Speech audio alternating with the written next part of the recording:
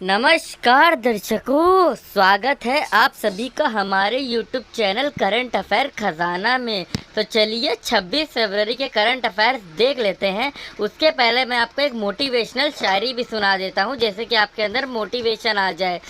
पढ़ लिख कर हमें बनना है कोई अफसर, पढ़ लिख कर हमें बनना है कोई अफसर, ताकि दुनिया ना कह सके हमें कोई गवार बंदर, ताकि दुनिया ना कह सके हमें कोई गवार बंदर। तो चलिए अब हम अपना वीडियो शुरू करते हैं। पहले ही हम आपको बता देते हैं कि आपको वीडियो लास्ट तक देखना है। तो चलिए अब वीडियो शुरू किया जाए। निम्न में से किस राज्य के मुख्यमंत्री अशोक गहलोत ने वित्त वर्ष यानी कि फाइनेंशियल ईयर 2021-22 के लिए राज्य का बजट पेश किया है? ऑप्शन है ए गुजरात, बी महाराष्ट्र, सी केरल या डी राजस्थान। और इसका जवाब है डी राजस्थान। चलिए मैं आपको इसके बारे में और इन्फॉर्मेशन दे दूं।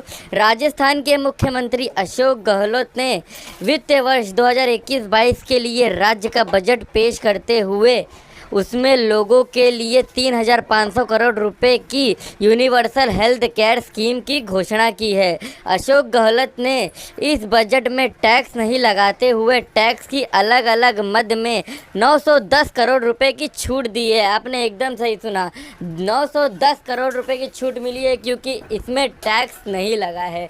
तो चलिए अब अगले प्रश्न की ओर अग्रसर हो जाते हैं।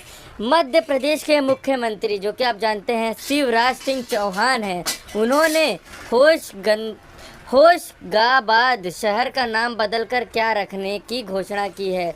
ऑप्शन है ए होशंगापुर, बी नर्मदापुरम, सी केम्रता या डी मध्यपुर। और इसका जवाब है बी नर्मदापुरम।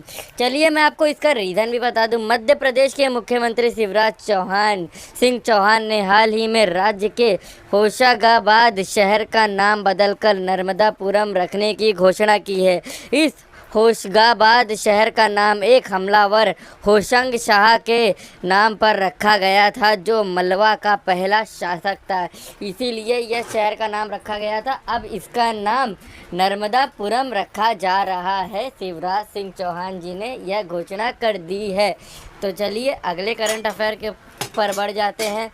भारतीय सुरक्षा बलों की ज़रूरतों के लिए किसने 13,700 करोड़ रुपए के पूंजीगत यानी कि कैपिटल अधिग्रहण प्रस्ताव को मंजूरी दे दी है? ऑप्शन से A supreme court, B high court, C रक्षा अधिग्रहण परिषद या डी नीति आयोग।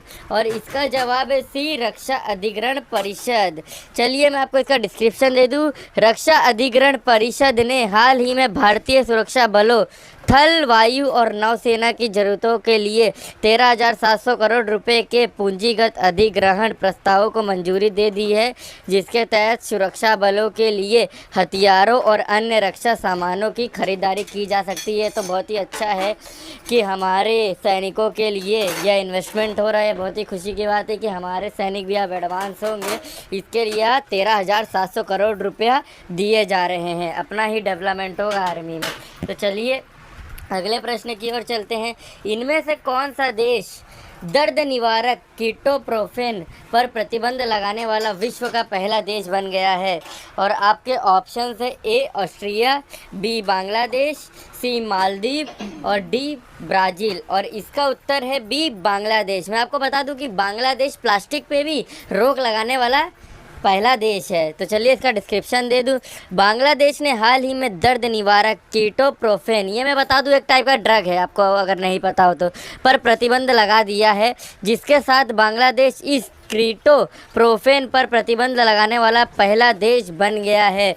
इस कीटोप्रोफेन का दवा मवेशिया एक बीमारी है, उसके इलाज के लिए उपयोग किया जाता है, लेकिन यह दर्द निवारक दवा गिद्धों के लिए विषैली है, इसीलिए इस पे प्रतिबंध लगाया जा रहा है। तो चलिए अगली प्रश्न की ओर अग्रसर हो जाते हैं। Jawaharlal Nehru centre for advance scientific research ने हाल ही में किस रोग इलाज के लिए छोटा अणु यानी कि छोटा मॉलिक्यूल विकसित किया है? ऑप्शन से ए एड्स, बी अल्जाइमर, सी कैंसर या डी टीबी। और इसका जवाब है बी अल्जाइमर। चलिए मैं आपको इसका डिस्क्रिप्शन दे दूँ, इसके बारे में और कुछ बता दूँ। Jawaharlal Nehru centre for advance scientific research ने हाल ही में अल्जाइमर रोग इलाज के लिए छोटा अणु यानी कि छोटा मॉलिक्यूल विकसित किया है जो तंत्र को बाधित करता है, जिसके माध्यम से अल्जाइम रोग के न्यूरॉन्स बदहजमी हो जाते हैं। यानी कि इसके माध्यम से न्यूरॉन बदहजमी यानी कि न्यूरॉन इंडाइजेशन हो जाता है। यह अणु विश्व भर में डिमेंशिया के प्रमुख कारण को रोकने या ठीक करने के लिए संभावित दवा उम्मीदवार हो सकता है।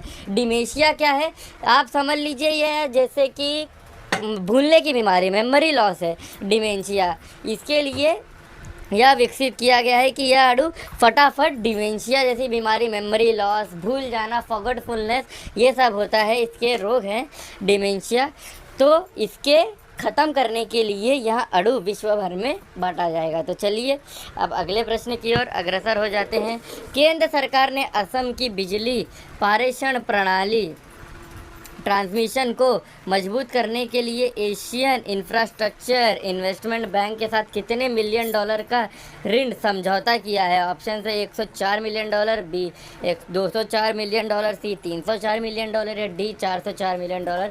और इसका जवाब है सी 304 मिलियन डॉलर। चलिए मैं इसका डिस्क्रिप्शन फटाफट आपको दे दूं कि 304 मिलियन डॉलर का केंद्र सरकार ने हाल ही में असम की बिजली पारेषण प्रणाली को मजबूत करने के उद्देश्य से इंफ्रास्ट्रक्चर इन्वेस्टमेंट बैंक के साथ 304 मिलियन डॉलर का ऋण समझौता किया है। इस समझौते पर एआईआईबी की तरफ से महानिदेशक यानी कि जनरल डायरेक्टर रजत मिश्रा और भारत सरकार की तरफ से मामलों के विभाग के संयुक्त सचिव बलदेव पुरुषार्थ ने हस्ताक्षर यानी कि इन दोनों ने इस पर सिग्नेचर किया है कि यह समझौता हो रहा है हम दोनों देशों के बीच। तो चलिए अब अगले प्रश्न की ओर अग्रसर हो जाते हैं। प्रधानमंत्री श्री नरेंद्र मोदी जी ने पुडुचेरी में किस योजना के अंतर्गत छोटे बंदरगाह विकास कार्य के लिए आधारशिला यानी कि बेस रखा है? ऑप्शन से ए आयुष्मान भारत योजना, बी सागरमाला योजना, सी PMKY योजना या डी PSMK योजना। और इसका जवाब है बी सागरमाला योजना। तो ये क्या है मैं आपको इसका डिस्क्रिप्शन दे दूं। प्रधानमंत्री श्री नरेंद्र मोदी जी ने हाल ही में पुडुचेरी में सागरमाला योजना के अंतर्गत छोटे बंदरगाह विकास कार्य के लिए आधारशिला यानी कि बेस रखी है। साथ ही पुडुचेरी के कराईकल जिला तथा कराईकल नए परिसर फेज 1 में मेडिकल कॉलेज बिल्डिंग को कवर करने वाले 4 लेन के NH45A मार्ग की आधारशिला भी रखी है। मैं आपको वापस बता दूं इसका कि पुडुचेरी के कराईकल जिला तथा कराईकल नए परिसर फेज 1 में मेडिकल कॉलेज बिल्डिंग को कवर करने वाले 4 लेन में NH45A मार्ग की भी आधारशिला इन्होंने रखी है। और चलिए अब अगले प्रश्न और अंतिम प्रश्न की ओर बढ़ जाते हैं। हाल ही में किस देश ने ग्रीन कार्ड आवेदकों के आने पर लगी रोक को हटा दिया है? ऑप्शन से जापान, बी चीन, सी अमेरिका, डी ऑस्ट्रेलिया। और इसका जवाब है सी अमेरिका ने रोक लगा दिया। अमेरिका के राष्ट्रपति जो कि आप जानते हैं जो बाइडेन हैं, उन्होंने हाल ही में पूर्व राष्ट्रपति डोनाल्ड ट्रंप द्वारा ग्रीन कार्ड आवेदकों के आने पर लगी रोक को हटा दिया है, जिससे अमेरिका में H1B वीज़ा पर काम करने वाले भारतीयों को भी फ़ायदा होगा। यह ग्रीन कार्ड अमेरिका में आधिकारिक रूप से स्थायी निवासियों कार्ड भी कहा जाता है, यानी कि इसे अमेरिका में आधिकारिक रूप से स्थायी निवासी कार्ड भी कहा जाता है। तो चलिए मैं आपको इस डे से रिलेटेड 2 फैक्ट बता दूं, यानी कि 26 फरवरी 2000, अभी तो 21 चला, लेकिन 26 फरवरी 1993 में क्या हुआ था? न्यूयॉर्क के वर्ल्ड ट्रेड सेंटर पर बम हमले में 6 लोग मारे गए थे और 100 से ज़्यादा घायल हो गए थे। न्यूयॉर्क के वर्ल्ड ट्रेड सेंटर पर यह बम हमला हुआ था जिसमें 6 लोग मारे गए थे और 100 से ज़्यादा जख्मी हुए थे। और एक last day of the fact, 26 फरवरी 1903 को भारत के 10वें मुख्य न्यायाधीश कैलाश नाथ वाचू जी का जन्म हुआ था, यानी कि वह भारत के 10वें मुख्य प्रमुख चीफ न्यायाधीश चीफ जज कैलाश नाथ जी का जन्म हुआ था। तो यह थे सारे फैक्ट्स। Thanks for watching. तो चलिए